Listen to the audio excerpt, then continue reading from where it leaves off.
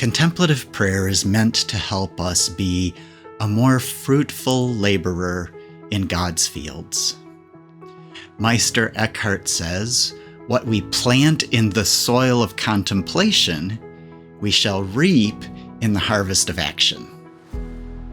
I think this is very true. When we come to prayer with the intention of drawing near to God, our whole being longs to do the work of God. Welcome to another episode of Art and Prayer. I'm Pastor Rob McPherson. Today we'll reflect on this theme of spiritual labor through Anna Archer's painting, Harvesters. Anna Archer was a Danish painter of the late 1800s and early 1900s, recognized across Europe and beyond for her warm, truthful depictions of daily life. She often painted ordinary people, women and children, fishermen and farmers, people gathered in worship. Her paintings are rarely allegorical, yet even in their simplicity, they often reveal the quiet holiness of human work. Harvesters is one such piece. Though grounded in the rhythm of everyday life, its image of reaping naturally invites us to think about life and death, about effort and reward, about what it means to bear fruit. Eckhart's words remind us that the harvest is not just about the collection of souls at the end of time. It is also about cultivating divine love within us. He called this divine love the seed of God, planted deep within us. If the seed has a good, wise, and industrious cultivator, it will thrive and grow toward God, whose seed it is, inclining toward the nature of God. Just as a pear seed grows into a pear tree, a hazel seed into a hazel tree, the seed of God grows into God. Through contemplation, we nurture that divine seed. As we unite more closely with the divine, our hearts incline toward goodness, and that goodness naturally flows into our actions, the harvest of our lives. And so as we begin our reflection today, we turn our attention to the harvest we long to bring forth in our service of God. Join me in taking a deep breath.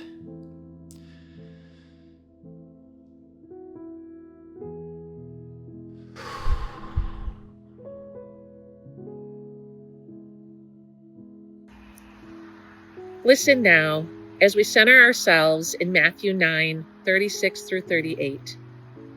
At the sight of the crowds, Jesus' heart was moved with pity because they were distressed and dejected, like sheep without a shepherd.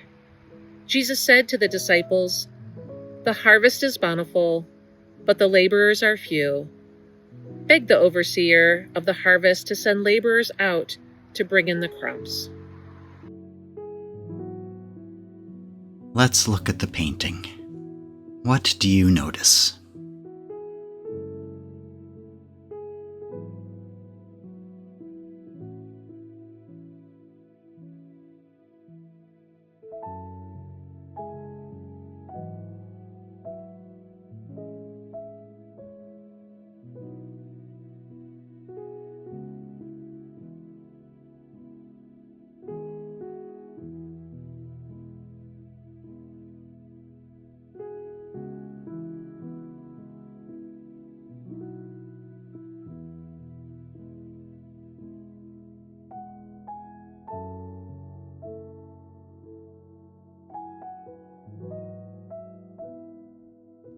The painting, although about an ordinary task, touches on very deep human subjects. In it we see the fertility of the field, the culmination of a season of growth, and the full heads of grain. These grains will be used for feeding the hungry and as the supply of next year's seed. This is life-giving food and preparation for the future. This image of life is contrasted with the man with the scythe, which has long been a symbol of the grim reaper and death. Although these plants have produced much, their lives are at the end of their cycle. It is the end of the year and the measuring of growth. Following the man are two women, one with a rake and one empty-handed, who will gather the harvest.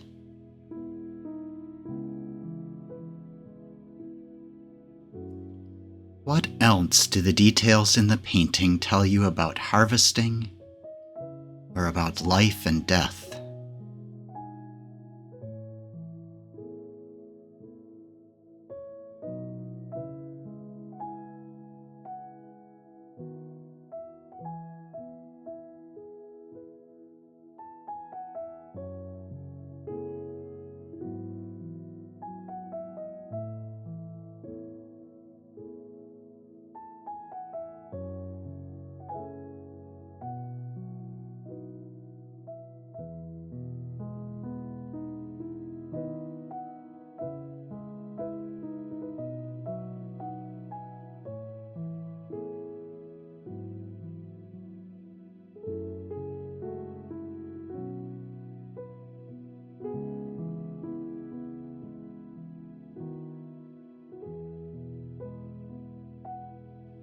What other scriptures come to mind when you look at the painting?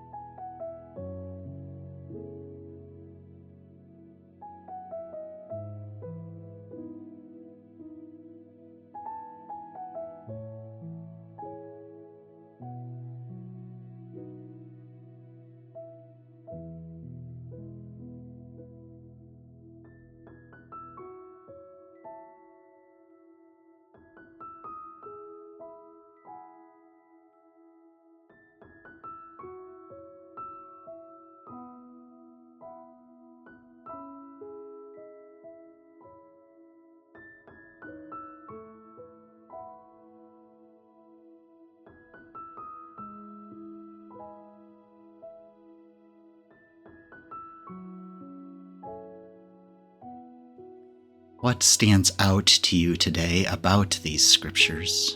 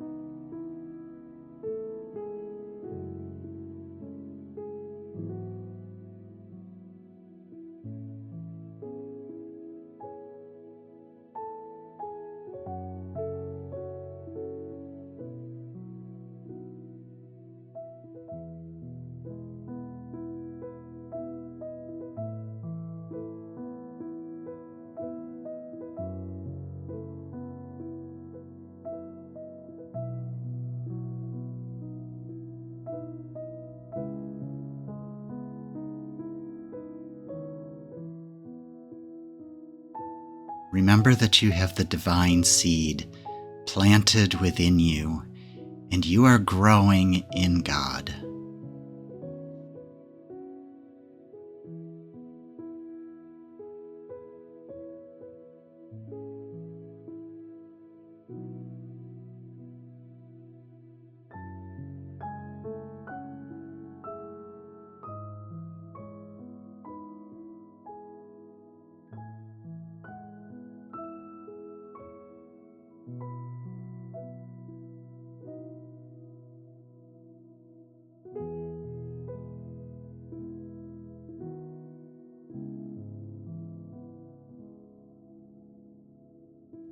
Let us return to the scripture for a moment.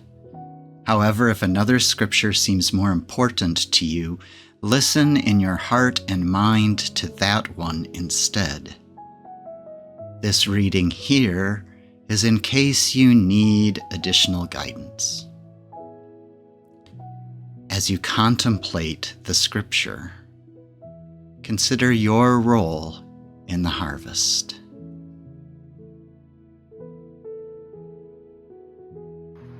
At the sight of the crowds, Jesus' heart was moved with pity because they were distressed and dejected, like sheep without a shepherd.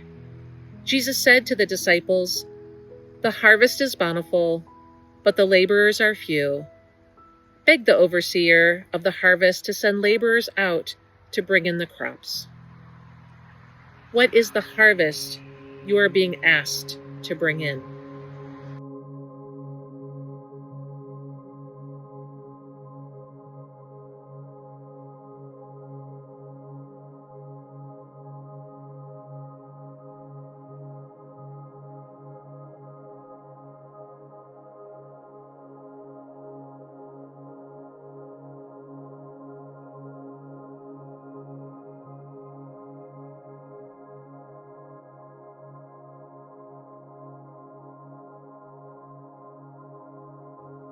Why is this harvest important at this time in your life?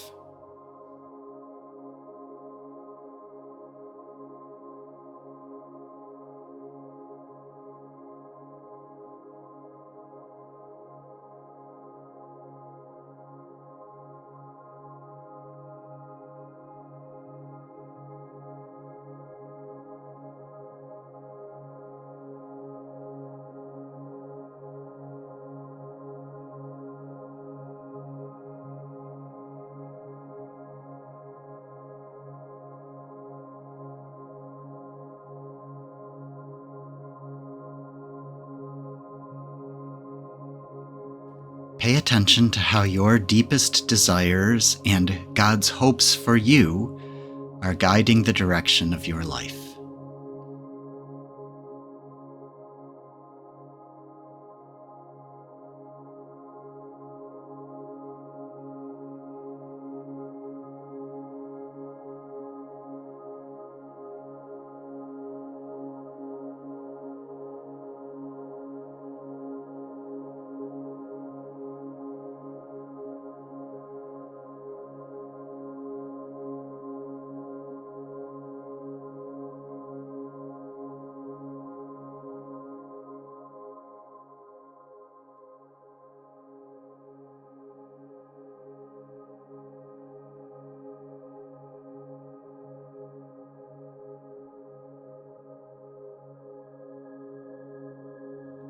What does God want you to do with this guidance?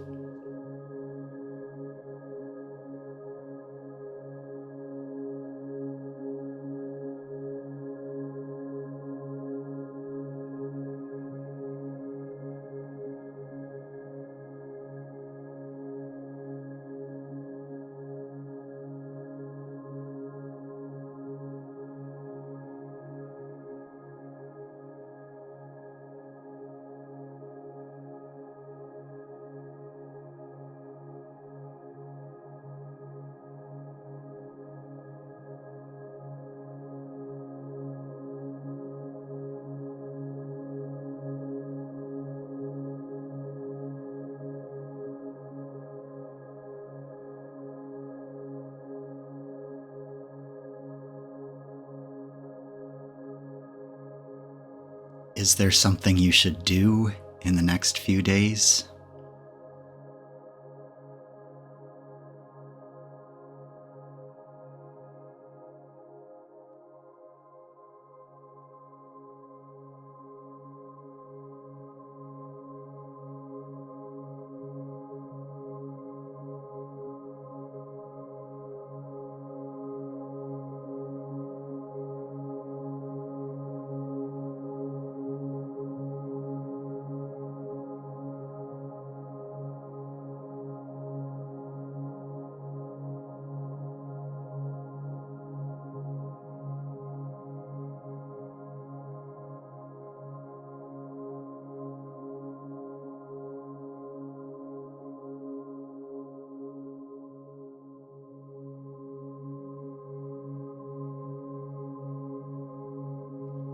Keep listening. If God seems silent, ask God to give you some hint or sign in the next few days to help you know God's leading.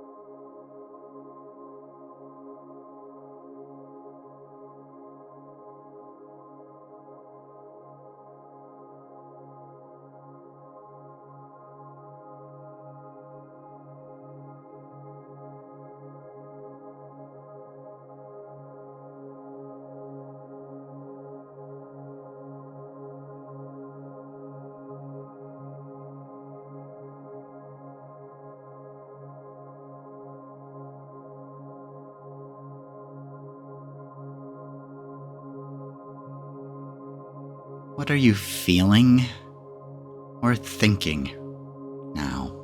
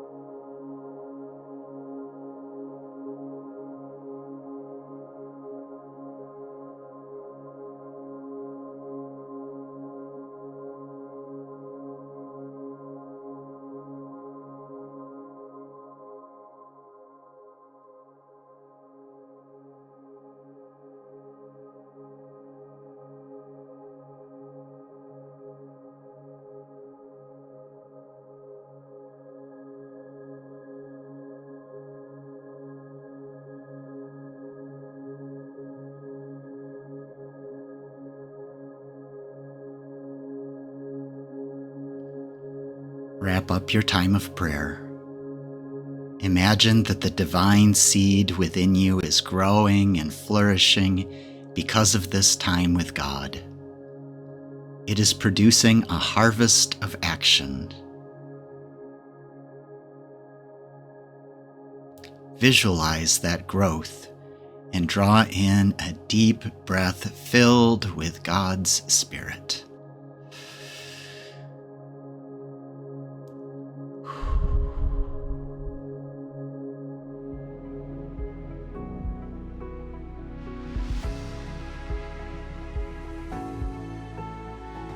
The image of the harvest is often an image of abundance. There are tables filled with food, barns filled with grain, supplies held in ready for the difficulties of winter. Have you ever thought of prayer like that? I hadn't until today, but prayer does lead us into a place of abundance. Our spiritual tables are filled, and we are ready for the hard times when they come. At the same time, harvest is not a passive image. It is an image of hard work. If Eckhart is right, prayer also expects us to move to action. It leads us to the loving work of God, the growing of that seed. I pray that what God is leading you toward fills your soul and the souls of those around you with all that is good. If this time of prayer has inspired you, subscribe to the channel and share it with someone else you think could use some inspiration to cultivate the divine seed within them. There are many more episodes like this at artandprayer.org. Until next week, be blessed.